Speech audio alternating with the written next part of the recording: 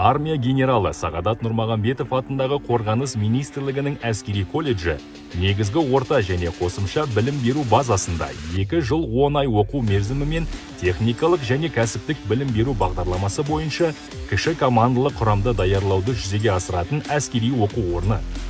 Сағадат Нұрмағамбетов атындағы әскери колледжге 15-17 жас аралығындағы азаматтар оқуға түсуге құқылы.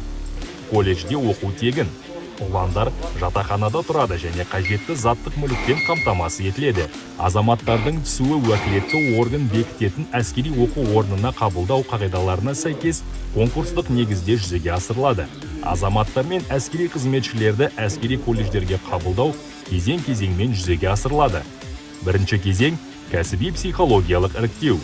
Екінші кезең әскери дәрігерлік сараптама жүргізу қағидасына сәйкес түпкілікті медициналық куәландыру. Үшінші кезең дене шынықтыру дайындығын тексеру. Төртінші кезең конкурстық іріктеу және оқуға қабылдау.